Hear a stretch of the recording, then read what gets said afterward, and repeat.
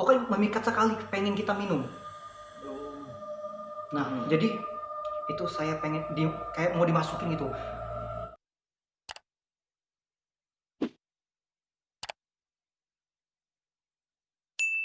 Gara-gara kamu tuh ngeliatin dia bilang kayak gitu. Tapi waktu itu kamu lihat dia? Enggak, saya nggak bisa ngeliat dia. Cuma saya bisa merasakan panas gitu. Iya. Kata teman saya itu matanya itu merah, cewek. Itu yang pengen masuk tapi nggak ada mediator yang cewek datang bulan. Jadi dia ikut saya. Nah jadi kayak apa ya? Saya punya pengalaman di situ tuh bahwa pengalaman mistis memang benar-benar ada.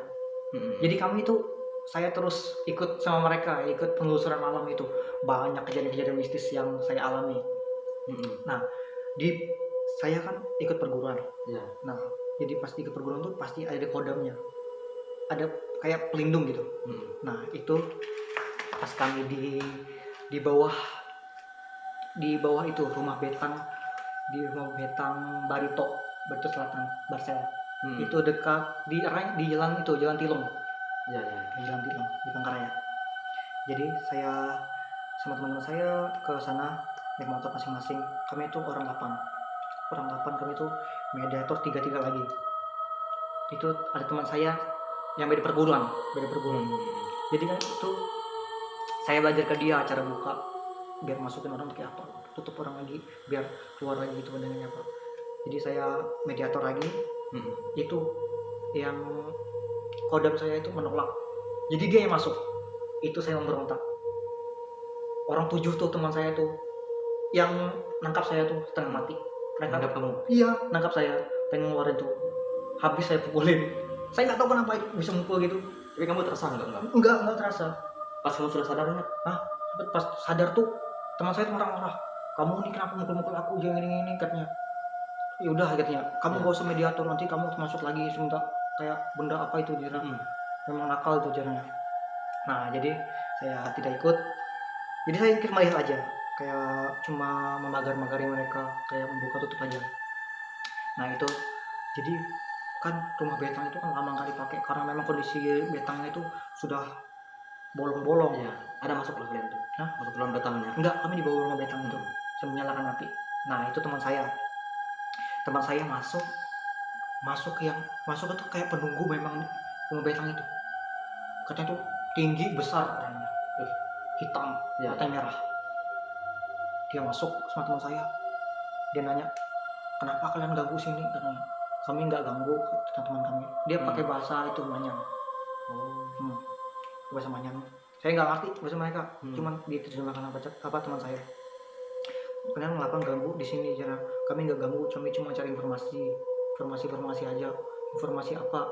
Katanya informasi tentang ini, katanya apa rumah betang ini jarang.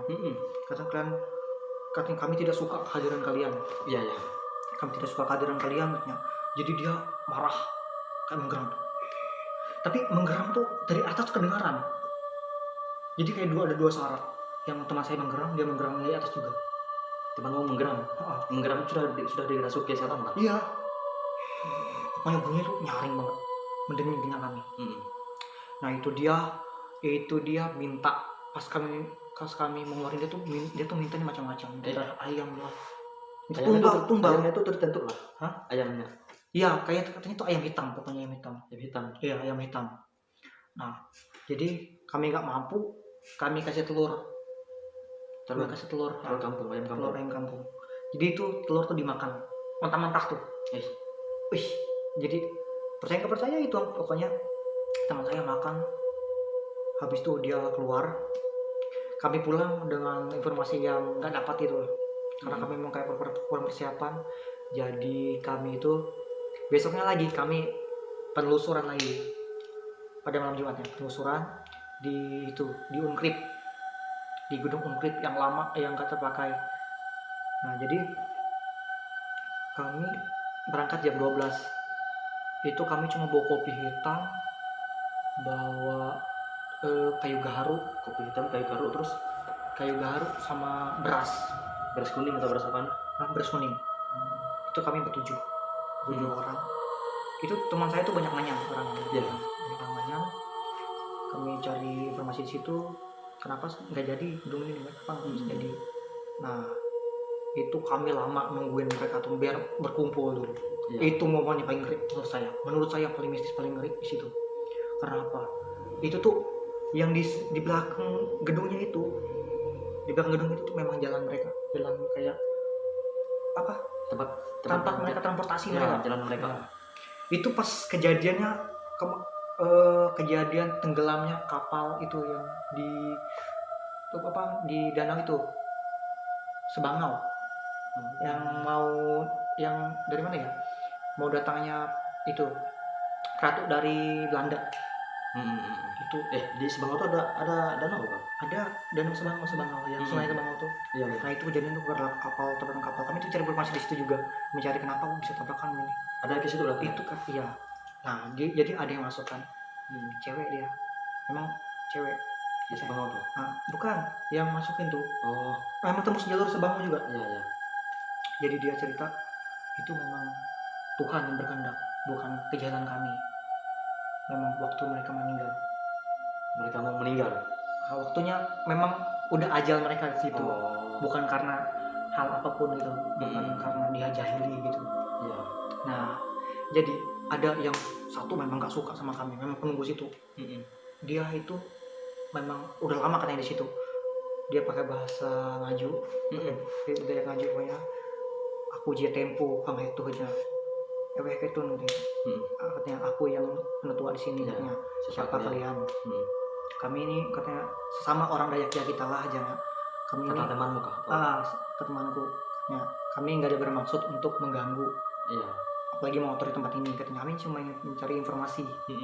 Nah, jadi pas saat kami lagi asik-asik ngomong kayak gitu, teman saya itu dikemasukan. Gak tahu kemasukan apa gitu. Kemasukan nih? Iya. Kata teman saya itu kayaknya puyang. Soalnya dia tuh kayak apa? Cuma leher kayak gini, sambil badannya kayak ngikut. Itu padahal tuh di gedung tuh banyak paci. Terangkap lah badan.